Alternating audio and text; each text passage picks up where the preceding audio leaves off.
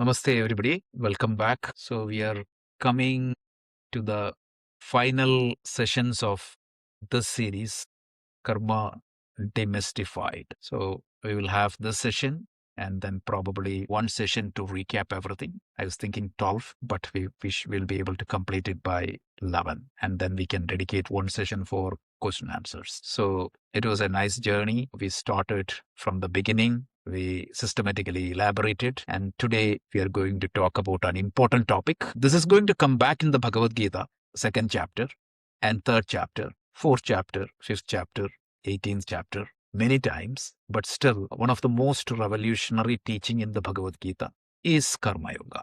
And that is what we are going to talk today. But let's try to connect the dot from where we left and how Karma Yoga fits with the Karma series. So we'll just see where we can just ground where we stopped. So what we covered so far, we covered what is karma. We talked about the two dimensions of karma, karma as a kriya and karma as the accumulated adrishta. So we talked about that. We talked about the different types of karma. We have seen different dicing and slicing of the karma. We have seen the gunas and attitude. And we identified the 5 factors of success. That was very important topic. Then we talked about the law of karma. We talked about the drishtaphala, punyam, papam, how it operates. We talked about the threefold karma, how it is stored. Sanchita karma, prarabdha karma, agami karma. We talked about karma plus self-effort versus fatalism. This is a lot of misunderstanding and like sometimes misinterpretation of the karma theory, portraying it as like a fatal thing. So we talked about that and we used Shankaracharya's own logical reasoning here. And then we talked about what is the intelligent response when the karma is not in our favor or when karma is in our favor. Last week, we talked about the 5 different scenarios when the karma is helping us a lot, when karma is moderately supporting, when the karma is neutral, when the karma is slightly against, and when the karma is completely against. We have seen those 5 different scenarios, and we talked about the role of prayer as a stabilizer. So if you think about this is the very systematic unfoldment of the karma. So from karma, so every action produces visible and invisible result. This is the takeaway. Outcome of an action is our self-effort plus karmic influence. Our self-effort alone is not going to produce the result. It is a factor and plus the karmic influence. So we are never helpless. The response to a situation is completely in our hand, but that situation will be controlled by karma. But how do we react or respond to that situation is in our hand. And intelligent adaptation prevents frustration and it helps you to grow spiritually and materially. So this understanding of the karma, actually this much understanding is going to help us to prepare for the karma yoga. So now we established the fact that as long as we live, we have to act. There is no choice. That is for sure. Without action, life will not move at all. In the 3rd chapter of the Bhagavad Gita, Krishna makes it very clear. Like, Nahi kaschit kshanamapi jatu tishtat akarma krita karyate hyavashak karma Savair prakriti jair gunai. Like even if you are a living being, you are compelled to act. Nobody in this world can sit quietly even for a moment.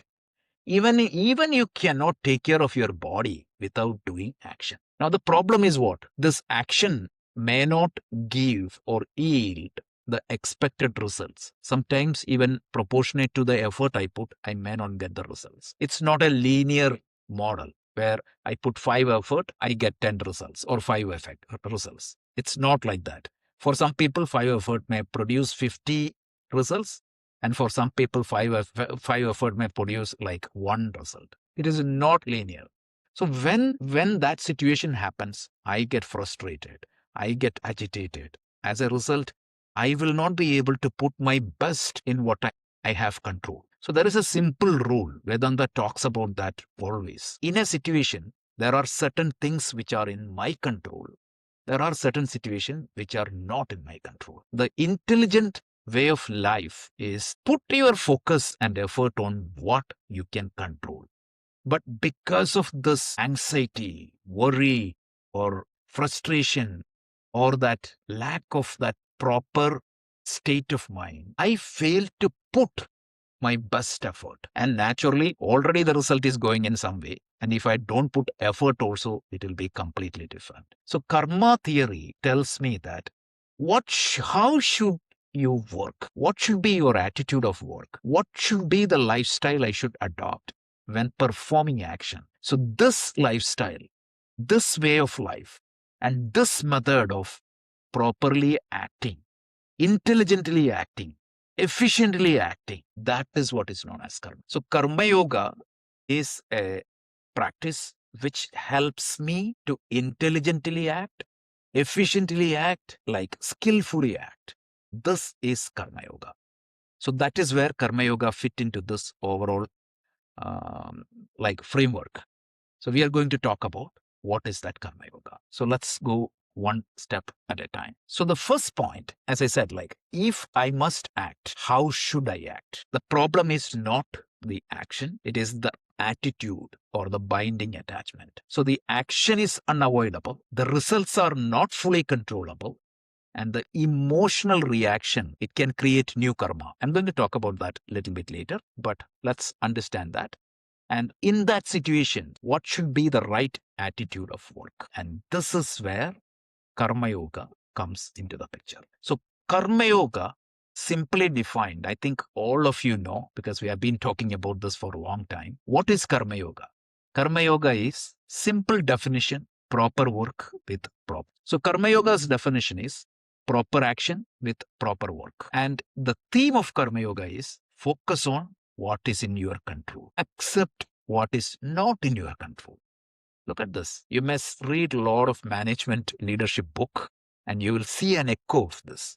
Focus what is in your control and accept what is not in your control. And in this process, keep the equanimity of the mind. Because if you don't keep the equanimity of the mind, if you don't keep that right attitude of mind, you will not be able to focus what is in your control. And this skill in action is known as Karma Yoga. Be skillful in picking the right action and be skillful in executing that right action with the right attitude. This is the essence of Karma Yoga. So there is a lot of wrong interpretation of Karma Yoga.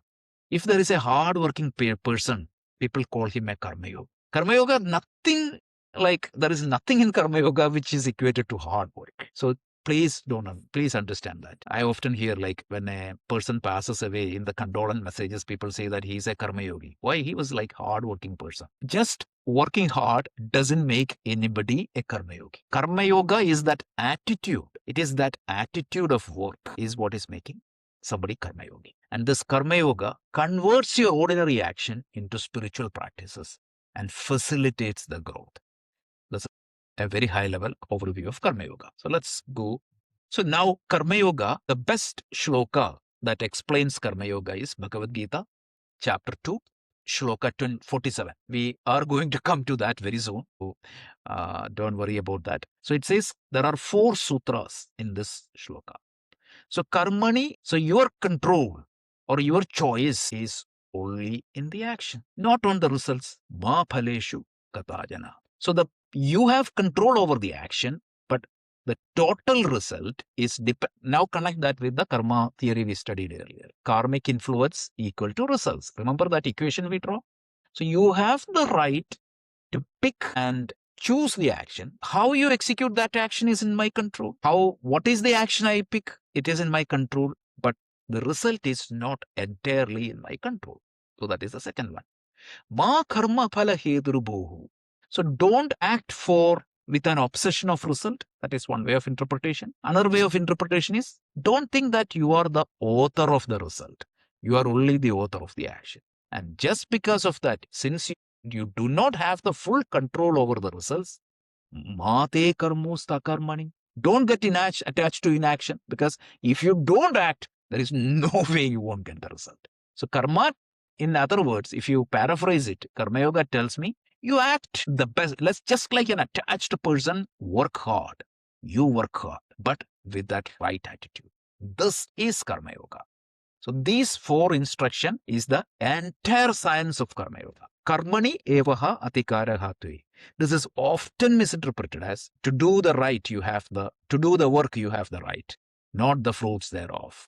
Some wrong translation, some unfortunately it is like people say that Vivekananda said. It is Vivekananda didn't say that. Like when his lectures are transcribed, somebody made that writing and thereafterwards people started. There is only right is the work, not the results. That is completely wrong. So you can see Shankara's commentary of this shloka. He starts with that only, foreseeing people may misinterpret this later. So this is very important to understand. So let's continue. So what is in my control? If you translate that into modern world, the intention of the action is in my control. Effort I put is in my control. The preparation of the action is in my control. Integrity, response to a situation, all this is in my control. What is not in my control? What is the market condition, the other people, the timing, hidden variables, prarabdhas, they are not in my control. So the peace of mind comes only with this clarity. Understanding that my effort, prayatna, is only one factor. There are other factors also can affect the result. So that's very important. So let's continue. So the 2 attitudes of Karma Yoga. So we said proper work with proper attitude. So the proper work means any work you align with Dharma, as long as it is not against the harmony of the universe. It is not against law. It is not against your conscience. That's it. Do it. So any work you do to feed your family, you will be the only beneficiary. That is totally fine. As long as it is not against Dharma, it is fine. So going and doing the work and earning the salary for you, that is not a problem. So that is the work, proper work. And what is proper attitude? There are 2 aspects in that attitude. So one is called Ishwararpana Buddhi and the other one is called Prasada Buddhi. Ishwararpana Buddhi means you are offering your actions to Ishwara. And Prasada Buddhi is accepting the results as a prasada from the Ishwara, as a defined offer. Why? Because you wanted to make sure that you are executing the action with a proper controlled mindset. And it is very difficult for you to keep that calmness or that equanimity if you do not have these 2 attitudes. So if you offer your action to Ishvara, if you trust the Ishvara or the law of the universe that this is my offering to you, that is going to give me a little bit more peace of mind, clarity, and that is why this is such a game changer. If you follow these 2 attitudes, while before you start the action, you offer that to Ishvara. And after the action, whatever you get, you take the results as a prasada of Ishvara. So every action is offering to Ishvara. Every result is a sacred return. So this remove the anxiety and bring efficiency in action. This is the secret of karma. So Ishwararpana Buddhi, there is a shloka. So 10th chapter, 46 verse, Krishna gives this brilliant shloka. Everyone should remember this shloka. This is such an important shloka of the Karma Yoga, which defines what is that Ishwararpana Buddhi. It tells, Yata pravritti bhutana yena sarvamidam tadam swakarmana tvamarchasya siddhim vindati. This is in the chapter. As a final advice, Krishna tells how you should act.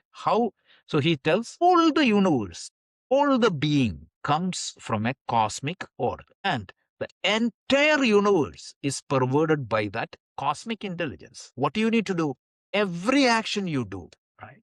Whether it is walking or sleeping, or Shankaracharya wrote a beautiful hymn on this. He said, like, let my steps be your pradikshina. Let my sleep be samadhi.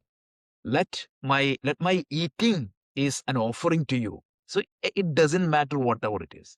Whatever you do, offer it as Ishvara. In the 4th chapter of the Bhagavad Gita, you see a set of shlokas, how to convert your walking, how to offer your prana, your breathing, and whatever you eat. And that is where like famous shloka comes in, Brahmarpanam Brahmahavi, Brahmatmeo Brahmanahutam. All these things comes from that attitude. So the puja or the prayer, the conventional religion, Krishna transcends that. So You need not go and sit in front of an idol, offer the flowers. Your actions can be the flowers. Your thinking can be that flowers. So whatever you do, offer it to Ishvara. So when you do a puja, you don't go with a like a rotten prasada or a bad like a old flower, right? So you have to see whether my action has that dignity or the value to offer in front of Ishvara. You don't want to offer anything bad in front of Ishvara. So do only which you can show to Ishvara. Imagine Ishvara is watching you and you are not ashamed of sharing that action with Ishvara. That can be offered. That's it. So that is the proper action with the right attitude. So before acting, dedicate that action. Convert work into worship. Align the effort with dharma. Remove ego and arrogance. Don't feel that, okay, I am doing it. It's my skill. No, it's not my skill. It is, I am blessed with that skill. That's it. So if that divine stop functioning, nothing will work. So this is the Ishvara. Let's go to the Prasada Buddhi. There are several shlokas. I can easily pick one, which is the shloka 48. Yogastha kuru karmani sankam tetva dhanajaya sithya sithyo samo bhuktva samatvam yoga uchyate. This is a brilliant shloka. It tells you act with the yoga buddhi. Yoga buddhi means the buddhi, Ishwararpana buddhi. We talked about that earlier. And sangam tektva, remove this binding attachment. You're not just that result of the action. Yes, I need that. I am not, my emotional well-being is not dependent upon the result. That's all. Krishna didn't say that remove the phala. He said sangam. Sangam means it is that attachment. Attachment means binding attachment. Attachment is fine as long as it is not binding. So binding attachment, remove. Sithya sithyo samo bhukto. You take it as a prasada, whether you receive something or you didn't receive something, and that equanimity of the mind. Samatvam yoga uchyate. Yoga is defined as your attitude to stay within that controlled mindset. Samatvam means like if there is something wrong, I may feel sad, but my sadness will not cross that threshold of limit. There is an upper limit and lower limit. My mind will stay in that. So Patanjali's Yoga Sutra, he always defines the mind in 5 different states. He says that the human mind can transition between 5 different states of mind. And it is known as Chitta, means destructive mindset, completely uncontrolled. Mudha, completely dull, not at all acting. The other one is hyperactive. Then the third is called Vikshipta, which is distracted. It just comes and go and fluctuates. No, Ekagra and Nirodha. Ekagra means it is like focused. Nirodha means controlled. So we want it to be in that controlled mindset. Yes, like there will be a little bit of ups and downs, but it will always stay in that threshold. This is the prasada buddhi. And how you can do that? See, accept everything as a prasada of Ishvara. This is the essence of Karma Yoga. What is proper work with proper attitude? Ishwararpana buddhi, prasada buddhi. So the whole idea of prasada buddhi is accept results as prasada, sacred outcome. Result is a contribution of effort plus karmic influence. Whatever comes is appropriate for growth. Understand that it may not materially benefit me, but it is going to facilitate my spiritual. So in Karma Yoga, there is nothing is lost. See, Krishna tells when he introduces Karma Yoga in the 2nd chapter, Nehapi Kramana Shokti, there is no loss in Karma Yoga. You may get the result, you may not get the result. Even if you don't get result, you will get some growth for sure. So this is what is Karma Yoga. So interview failed, learn and grow. Like promotion denied, improve the skill. Like take it in the right spirit, because you being frustrated or you being agitated or you being like whatever, that is not going to change any situation. That doesn't add any value. So this is the acceptance, not a passive acceptance, right? Titiksha, we define that. Sahanam sarva dukkham samanam sahanam sarva dukkhana apratikara purvakam. Some people are, yeah, I don't have a choice. What else to do? He will curse everyone and take it. It is not like that. Titiksha is the attitude. Sahanam sarva dukkhana apratikara purvakam chinta vilapasakita sa titiksha iti uchyate vivekachuda. So you have to, like, with understanding, you keep that equanimity. You are not forcing yourself. to be like smile but inside crying. That's not the attitude. So this is what it is. So let's go. This non-attachment doesn't mean that not carelessness, not laziness, not indifference. It means emotional intelligence, or it means only emotional independence. So this is the secret of success. This is what in the book Emotional Intelligence Daniel Goleman talks a lot. This is the same thing that is taught in the book Flow. And this is what is taught in the book Authentic Happiness. I'm quoting all these modern neuropsychology book because this is exactly what is being taught in the modern neuropsychology, management, leadership curriculum. This is a game-changing technique. So now I just wanted to create like a little bit of awareness on three terms: karma, samskara, and vasana. It's not clearly defined sometimes, and it can create a lot of confusion. So what is karma? Karma, we know that it is the action, and also it is the storage of your like unseen results. And there are two terms we need to introduce. One is called samskara and the other one is called, these are both the Vedantic terminologies. Let's try to understand a little bit carefully. So what is samskara?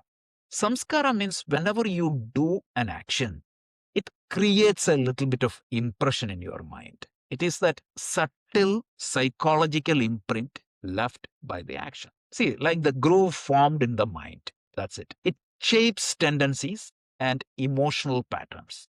For example, this is, please understand that this is a like knot that is going into the karmic pool or anything like that. That is separate. This is happening in my own body and the mind. See, this samskaras is not happening in the next year, next life. It is happening in this life, right?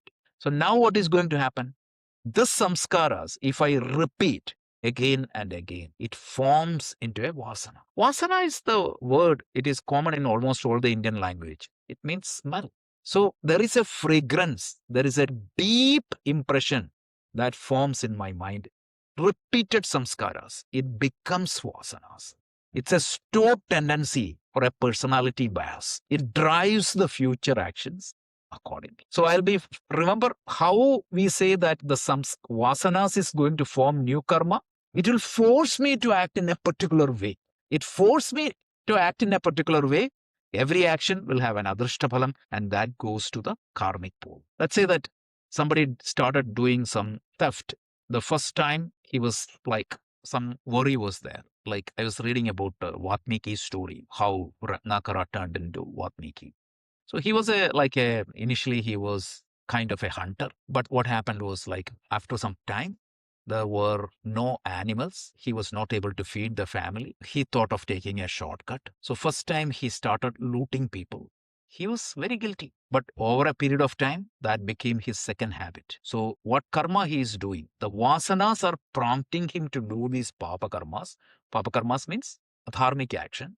And when you do an adharmic action, what is going to do? That is going to contribute to my karma, future karma, adrishta.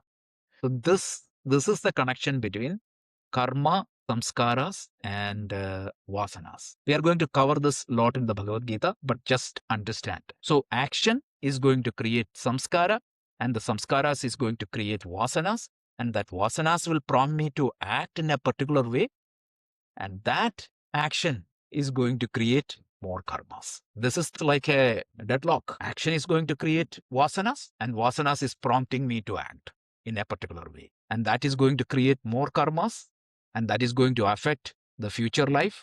So how the vasanas affect the future life? It is through that adrishta that is created. It is going to my sanchita karma, and eventually that is going to skew or influence my even the future life also. So there is no way for me to get out of this, because in the next life I come with all these karmas, and then what is going to happen? The same thing will happen. I will be prompted to act in a certain way, and that is going to add more karma. That is going to create more birth, more karma, more birth. Punarapi jananam, punarapi maranam. This is what is going to happen. So the karma is a double-edged sword. If not done properly, it will create wrong samskaras, and it can create wrong vasanas. Even sometimes it is good samskara, it will even force me to put that binding attachment there. So the only way to get out of this cycle, like karma, samskara, vasana, is Karma Yoga. When you do an action without Karma Yoga, it is guaranteed. It is said by Bhagavan that it will not create anything wrong samskaras or any samskaras which is going to affect you in a negative karmic way. So that is, it is so no new vasanas which is going to act against me will be accumulated. And also the pressure of the existing vasanas on the mind and intellect will be reduced. Because whenever a situation comes in, I want to do something, but the pressure of the vasana is forcing me to do act in a way. So when I offer that Ishwararpana Buddhi and Prasada Buddhi, that pressure will be less, and also it will not put anything new, so that I will be prompted to act in a way.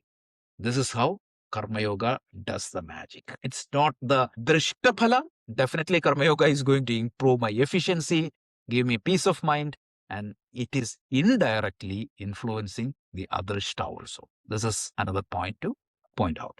So Karma Yoga, meaning Karma Yoga's transformation, right? Without Karma Yoga, what is going to happen? Anxiety before action, agitation during the action, reaction after the action, strong vasanas, repeated patterns. This is what is going to happen. So if you follow the Karma Yoga, you will be calm before the action. You will focus during the action. Acceptance will be there after the action, and reduced conditioning, because no new vasanas will be accumulated, and gradual inner freedom. Because when the pressure of the vasana reduces from the mind and intellect, I should be able to think clearly, and I should be able to act properly. This is the magic of Karma Yoga. So practical application. At work, focus on quality, offer effort, and after doing everything, like accept the outcome. That's true for every life scenarios. So final insights, I think we talked about this. So the concluding part is Karma Yoga is intelligent action, emotional discipline, alignment with dharma, and then freedom through participation, and then it transforms karma into growth, transforms meaning samskaras will be clarity, and vasanas will be purified, and life becomes a sadhana. This is what is Karma Yoga. So this is a very high level overview of the Karma Yoga, which we are going to talk in detail in Bhagavad Gita. Whatever I covered is a summary of Karma Yoga from chapter 3, chapter 2, chapter 3, chapter 4, chapter 5, chapter 80. With that, let me hand over to. So let's start from the verse that was quoted, which is chapter 3, verse 5.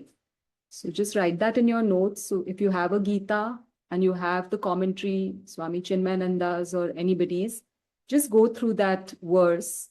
It'll be a good verse to carry forward into returning to chapter 2 as well. The rough translation of that verse is, none can ever remain inactive even for a moment. That has been established.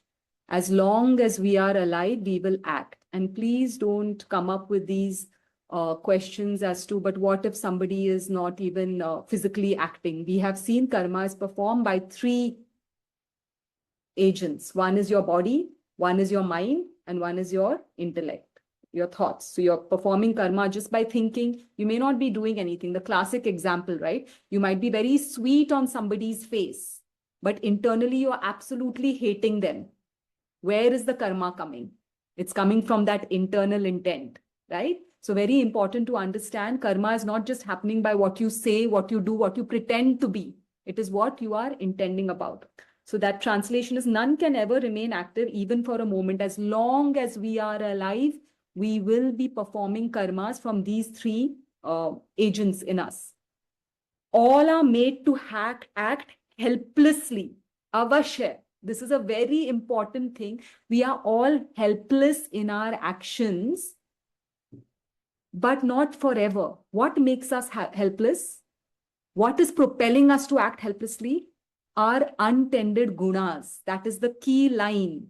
Helplessly by our gunas. We've at least looked at very briefly Rajas, Sattva, Tamas. It's come up in many ways. We will read it in great detail in the Bhagavad Gita. So again, an insistence that you continue with the Bhagavad Gita classes as well. So because of these gunas that we have, Rajas, Tamas, Sattva, and the way they permute and compute at various moments in our life, through the day, through our phases of life, through lifetimes, we will be acting. Now, obviously, if we are acting from tamas predominantly or acting from rajas predominantly, the karmic bindings are going to be pretty intense. And they're going to be, as we've seen the different types of karmas, they're going to be adverse karmas if we are piling up for ourselves. If we act predominantly from sattva, we will still be creating karma, but there will be better karmas. They will be more conducive or preferable and good karmas for us to reap from, not to suffer from. So we have to understand this, that action is inevitable, absolutely inevitable. Now, to explain this further, the topic of today's session was how to act. So how do we act? And I was just thinking, how could I simplify this in a way that could be understood? And I had to retort back to the Shastras, only to the Kathopanishad, which talks about the chariot. And it comes in the Gita also when we explain. So all of you all are familiar with the chariot analogy, right? Roughly, I will just simplify it very basic, just to understand this, how to act, what should we do, okay? So in the chariot, let's assume the chariot itself is your body, okay? It is going places. It is your vehicle. It's taking you places. It's taking you from one experience to another experience. It's taking your jiva from one lifetime to another lifetime. This time you have one chariot, next time you'll have another chariot. Then the chariot is driven by 5 horses, which is likened to your sense organs, okay? I like to throw in Indriyani because constantly, every time Krishna is talking about organs of perception, organs of action, sense organs, organs of action. We are receiving stimuli from the world, we are enacting in the world. So this is, let's just take all the 10. Remember, we in the different causes of action, we talked about instruments. So those instruments were 5 organs of perception, 5 organs of action, the mind and the intellect, right? So the 5 horses are your sense organs that are receiving stimuli and are putting back something into the world. Now, what holds the horses? I don't know how many of you all are familiar with horse riding or chariots, but I was very into horse riding as a child, as I grew up in a hill station in boarding school. So the horses are held by reins. They are necessarily held by reins. Those reins symbolize the mind, the human mind, okay, our mind. And now the important factor is the one who's holding the reins. The charioteer is likened to the intellect, to the buddhi, okay? Now, I just want you all to use your imagination a little bit. This chariot is out in the world, which is Maya, full Maya, luring, tantalizing, scintillating, attracting Maya. If the horses are not held properly, the reins are not held properly, and the intellect or the charioteer is not in place, and there's a whole lot of stimuli in the world, what are the horses going to do? Each horse, according is going to horses and like compare them to 5 sense organs. If it is not held by the intellect, the ears are going to want to listen to something, the eyes are want to see something, you want to touch something, want to taste something, everything is going to go haywire. And repeatedly, in fact, in chapter 2, we will come to it very, very quickly, where Krishna says the sense organs are so powerful. They drive away, they pull away the intellect even of the wise ones, let alone us. Even of the wise one. We've seen Vishwamitra's story. He was on the brink of becoming a Brahmagnani when Menaka was sent to distract him, and off he went. So who are we? We have just started our study, right? So Krishna has repeatedly put a lot of emphasis on the power of the sense organs. So how to act? Immediately he will be saying, restrain the senses. Okay? Restrain the senses has been misunderstood as suffocate the senses, strangulate the senses, deny the senses. That's not possible, because we'll become caricatures. We'll look like absolute fools in the world. again, go back to the horse's analogy, and this comes to me quite easily because I've ridden a horse. Whenever I've held the reins too tight, the horse has not been able to move. So I fall into inaction. My chariot is not going anywhere. And if I let it too loose, it just runs everywhere, haywire. So here is where the buddhi, the intellect comes in with knowledge of how much to hold the senses in place. Just right. Not too tight that they're not given any leeway, not too loose that they run haywire. So you just hold them too tight. Now hold them and do what with them? Hold the senses and do what? Empty mind is a devil's workshop. All of us have heard that saying. The mind needs something. So first and foremost, if you want to succeed in life, whether materially or physically, materially or spiritually, you have to have an ideal set in place. What is my ideal? This chariot that I have come into this world with, where do I want this chariot to go? And I think all of us are familiar. Where do you see yourself 5 years from now in your corporate interviews? What is your trajectory? Where do you want to go? Do we not have that? The problem is that because our ideal is not very clear in life, whether materially or spiritually, we get pulled in all directions. This one is doing that, so I must do it. That one is doing that, I must do that. So first and foremost, how to act, please sit down with yourself, removing all other distractions of what is happening in other people's lives. Let people do whatever they are doing. Sit with yourself. It needs brutal honesty to ask yourself, what is it that I want in my life? Let alone the spiritual thing. We're not about spirit. I'm talking about an ideal, even a material ideal. Where do I want to go?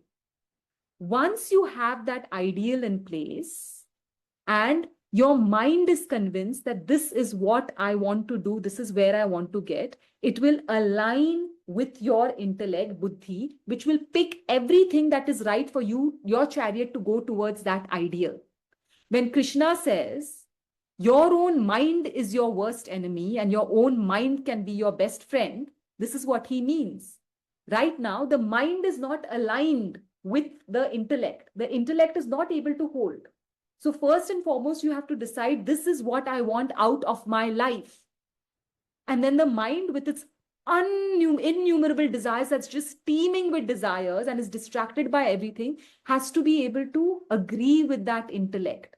Once the mind and the intellect come together, once the intellect has been able to hold the mind, rest assured, all your sense organs are going to translate into actions, into karma in this world that is going according to a plan. Now, because you have knowledge with you, it's going to go towards a dharmic plan. The deeper the knowledge seeps into your understanding, the more and more that doership, that greed, that want for desires to be completed will start loosening. And with that, you will see that this hold of karma will start decreasing. But that is still an eventual process. It takes some time. For now, all we have to do is, I've spoken about this, the intellect splits into two. One is the Tikshna Buddhi and one is the Sukshma Buddhi. So the Tikshna Buddhi, which has the ability to reason, to decide, to discern, this is real, this is unreal. For that Buddhi, we have to have some Shastra that is backing us.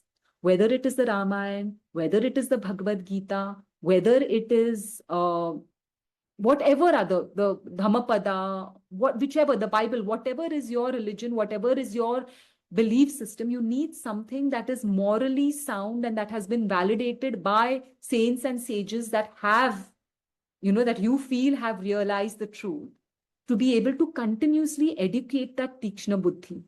For you to understand within your life, this is what I need to pay attention to, this is what I need to let go, that serenity prayer. Accept the things that I cannot change the things I can. To be able to understand that, you need some scriptural background to be able to do that. And then your Sukshma Buddhi has to be constantly attuned to that remembrance. I am not the body, I am not the mind, I am not the intellect, I am not even all these karmas and dharmas, na punya, na papam, I am none of this. I am but the self. So once you have that intellect about and working, where your Tikshna Buddhi is consistently suffused with knowledge, your Sukshma Buddhi is rested upon the truth that you are Atma, and that is your reality. And on the other side, you have an ideal, a destination in place. Rest assured, you will be able to hold your mind in such a place that it is not pulled away by the senses in all different directions. The problem right now is that all this karma that we are creating is happening because there's no consciousness behind it. Actually, in the Bhagavad Gita, in chapter 8, Krishna very, very clearly explains that whether you do good karma or whether you do bad karma, there is karma. You will have to come back to the earth to, to experience it, or to enjoy it, or to suffer it. The ultimate ideal is not to do only any karma, but we cannot not do karma. We've just started the session with that. So we begin with doing the right karma. The right karma cannot be done if we do not have personal ideals, material and spiritual, in our life. Once we have that, and once you suffuse yourself with knowledge all the time, every day, day in and day out, you have this going on as a background, what karma you will do will be beneficial. Please understand that no matter how much right karma we do, how much good karma we do, and if we have to come back, if the mind and the intellect is not strengthened in this life itself, you could come back with very great karma in the next life. But if your mind and your intellect doesn't know how to work that karma, it's like a roll of dice, snakes and ladders. Somewhere you'll go wrong and come down again, right? Chapter 2, we've already touched upon it. We will go into it in depths of what continues after death. So we've understood what continues after death is not the body, not this particular body. This chariot will be finished once this destination is reached, whatever our destination in this life. The chariot, the body will no longer be there. What goes on is the mind and the intellect. Correct? So what should be our focus on how to act? Purification of mind. Every time we act, whether it's for personal reasons or for the collective, it has to have purity of intent. So intention purification is going to be key and at the top of our game of how to act. Whatever we do, why am I doing it? And is it for the highest and best? When I was studying to be a Reiki master, when we do Reiki, suppose if somebody comes to us with a headache, we as Reiki masters are not supposed to heal the headache. We are just supposed to source energy to correct whatever is in the body that is causing the headache. Now there's so much new scientific research coming out that almost all of our diseases in the body are but manifestations of errors in our subtle body. I think all of you all must be familiar with that. Like I was reading such phenomenal scientific discoveries, of people, psychotherapists, talking about this. Severe shoulder ache is from years of carrying responsibility. You'll have gone to every doctor. Every doctor has changed every test. Severe knee pains, fears of being able to walk forward in life. So the close connection of body, mind, intellect, how it works. So when we understand that, then when we go about our life, it is not, I want this or I want that. As a Reiki master, we were never said, please correct this headache. It was for the highest and best good of this body. So whatever is dysfunctional gets corrected. And that is how I think is somebody unmuted in there?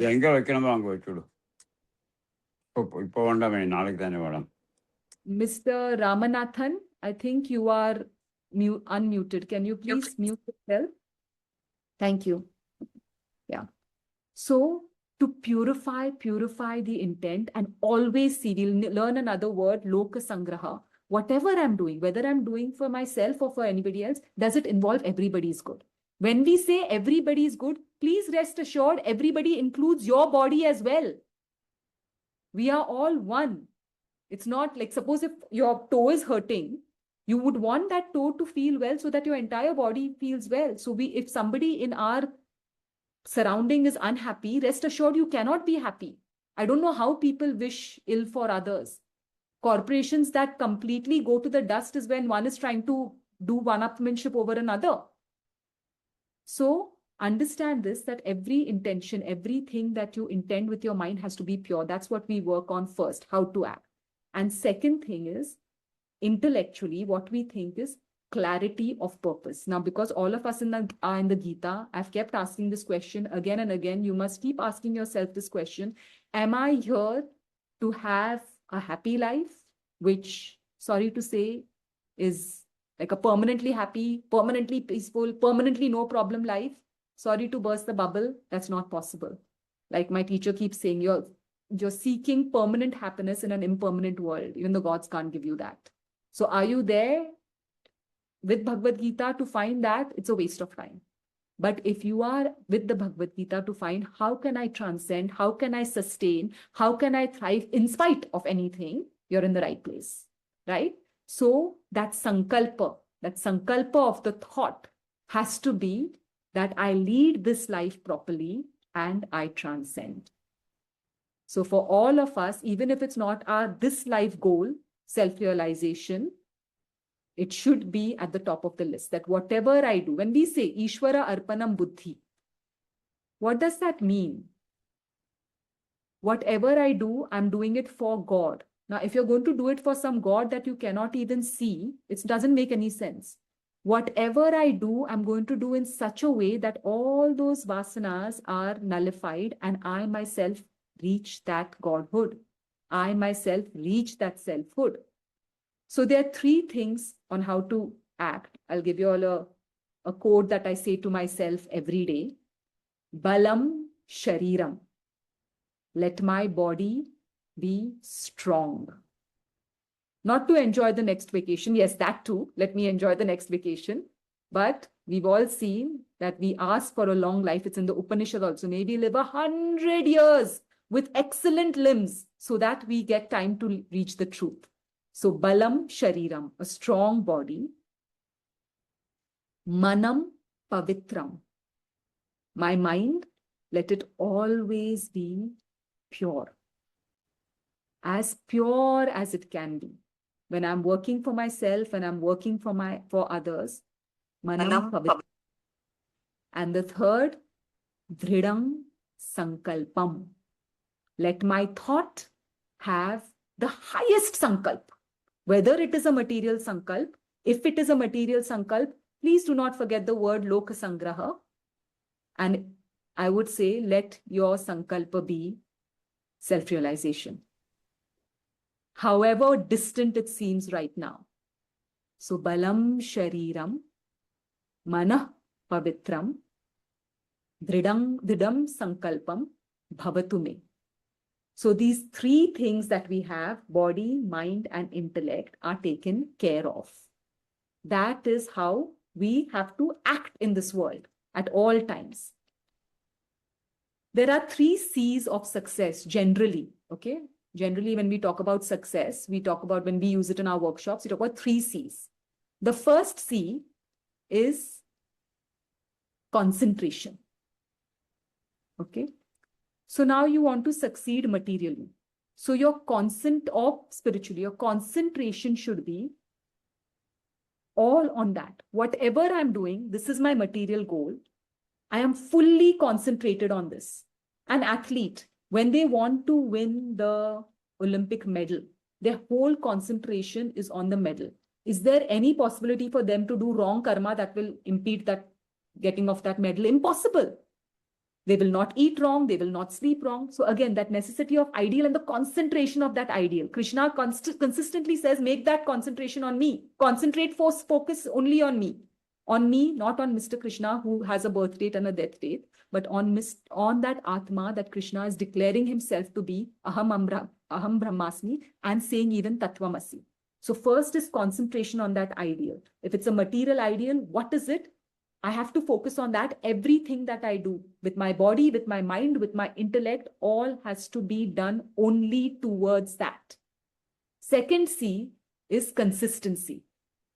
Bhagavad Gita is not once a week class. It has to be a daily class.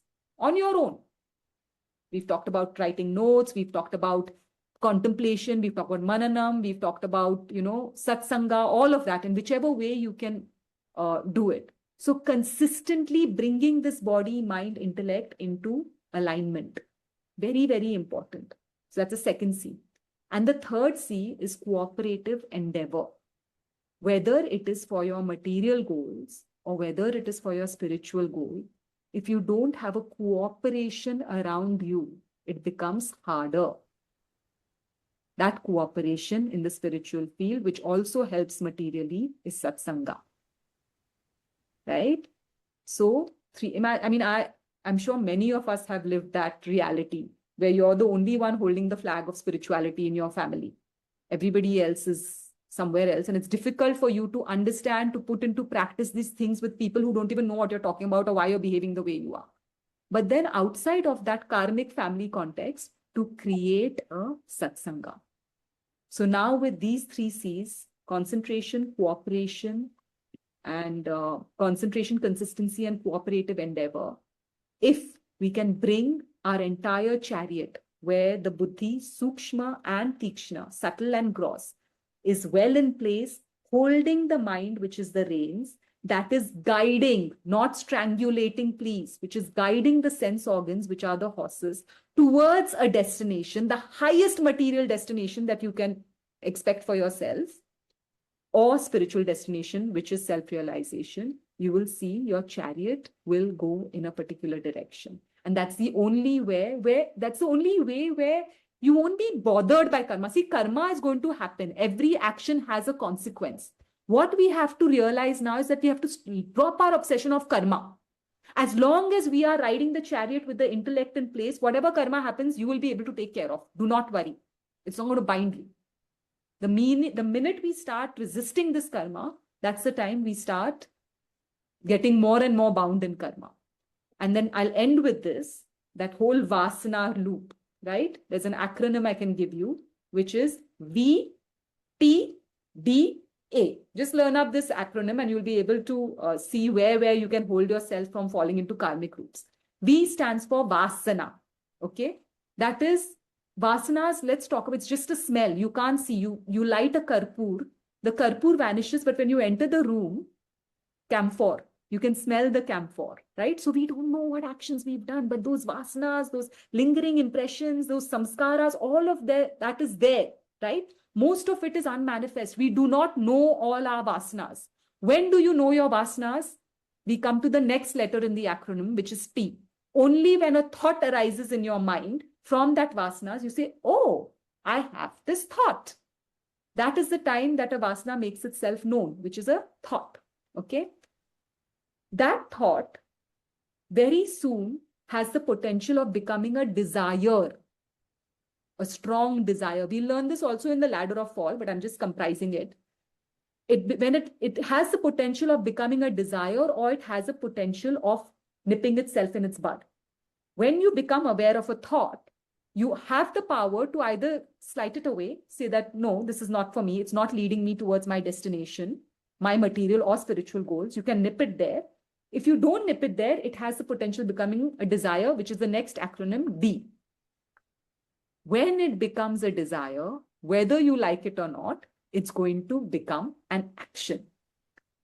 When it is uttered, when it is forcefully thought, or when it is acted upon in the world, rest assured, it has deepened your original vasana.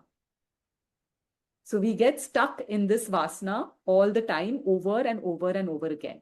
So what we have to understand over here is that we have the power, we will develop the power with the study of the Bhagavad Gita, I promise you this, to nip most desires and consequent karma at the thought level.